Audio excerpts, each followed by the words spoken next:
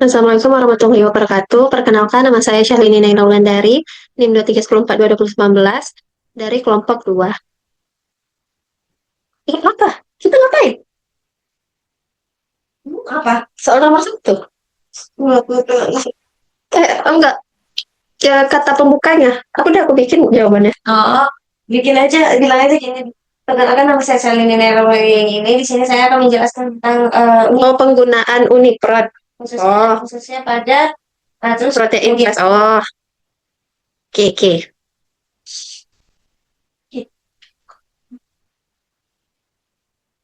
Assalamualaikum warahmatullahi wabarakatuh. Perkenalkan, nama saya Syahlini Naila Wulandari dengan NIM 231422019 dari kelompok 2. Di sini kami akan menunjukkan bagaimana cara penggunaan website Uniprot. Pertama, setelah kita search Uniprot di Google, kita pilih yang paling atas. Kemudian di kolom pencarian kita ketik nama protein yang ingin kita cari. Di sini kami akan mencari protein KRAS. Nah, tampilan ini menunjukkan berapa banyak database yang ada pada protein KRAS ini. Di sini terdapat 9.794 total database. Lalu, kita lihat kepada bagian kanan tabel. Di sini ada yang menunjukkan natural varian.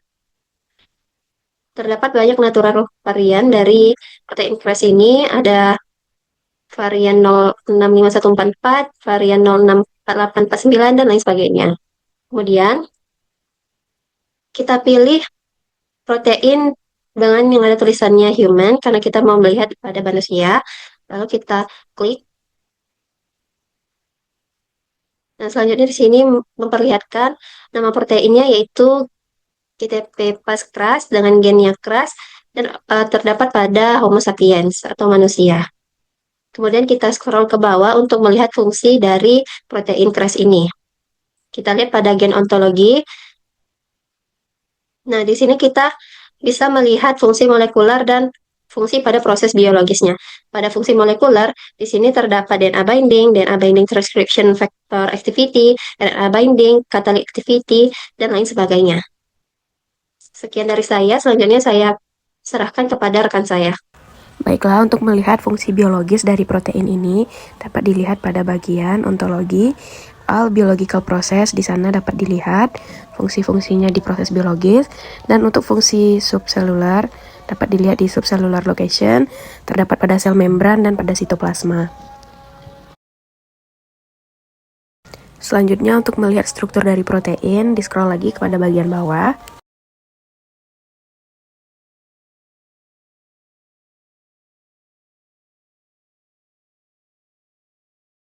Sampai ditemukan bagian struktur, dan di sini terdapat penampilan 3 dimensi dari struktur protein tersebut. Baik, saya akan mempertunjukkan atau melihatkan bagaimana cara agar kita bisa mengetahui penyakit yang terkait pada KRAS. Kita pergi pada bagian Disease and Variants, seperti yang terlihat pada layar share screen. Lalu kita scroll ke bawah. Nah, di sini kita dapat melihat pada bagian descriptions bahwasanya KRAS ini terkait dengan penyakit leukemia, cancer. Nah, setelah itu kita akan menunjukkan medicine target name pada drug bank. Kita bisa scroll ke bawah untuk mencari bagian chemistry. Nah, pada bagian chemistry terdapat target-target atau drug bank pada jenis ini.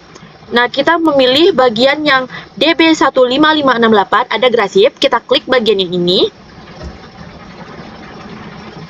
Setelah itu dia akan membawa kita ke bagian website drug bank. Nah, di sini yaitu terlihat ada grasip adalah medicine targetnya atau name-nya. Kita scroll ke bawah. Di sini terlihat ada structure-nya. Untuk bagian identification, di sini kita dapat mengetahui generic name-nya yaitu ada grasip. Nah, drug bank session-nya yaitu DB15568 atau accession number-nya itu DB15568. Untuk structure-nya seperti yang terlihat pada gambar.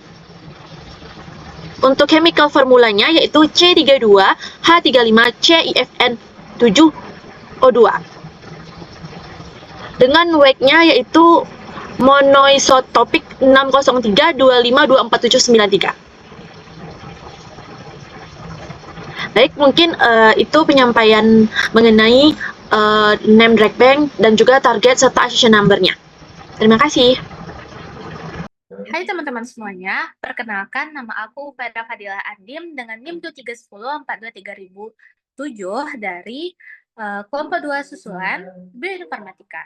Setelah pemaparan dari rekan-rekan saya sebelumnya, di sini saya akan menjelaskan tentang website Uniprot, di mana di sini saya akan menjelaskan tentang target dari obat protein kami itu KRAS, di mana di sini setelah pemaparan rekan saya tadi pada bagian disease and variant dan scroll saja ke bawah sampai ketemu bagian chemistry, kita akan mencari targetnya di website drug bank. Nah, ketika kita mengklik salah satu ini, kita akan langsung diarahkan ke website drug bank. Contohnya, saya di sini akan klik pada adagrasib, akan muncul tampilan seperti ini. Lalu kita scroll ke bawah untuk melihat targetnya. Nah, di bagian mechanism of action terdapat bagian target. Nah, target dari protein KRAS ini atau pada drug bank-nya, targetnya itu ada GTPAC, KRAS, yang mana action-nya sebagai inhibitor dan organismenya itu humans. Lalu kita kembali ke website Uniprot tadi. Pada bagian, kita scroll ke atas, pada bagian organism specific databases, itu pada bagian MIM-nya, itu akan tersambung dengan website OMIM, atau Online Mendelian Inheritance in Man. Kita klik salah satu phenotype untuk mengetahui fenotip dari penyakit yang disebabkan atau yang ada pengaruhnya dengan protein KRAS. Kita klik.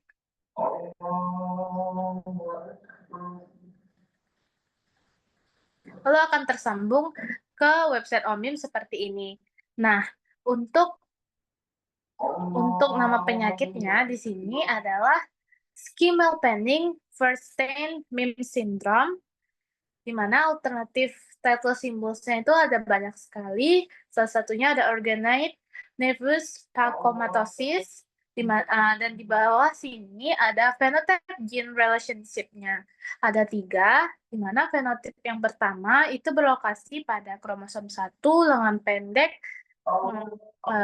urutan ke-13 pada sublokus 2, dan juga fenotip yang kedua itu berada di kromosom 11 lengan pendek urutan ke-15 sublokus 5, dan yang fenotip ketiga adalah Schimmelpenning Verstein MIM Syndrome yang somatik mulai juga.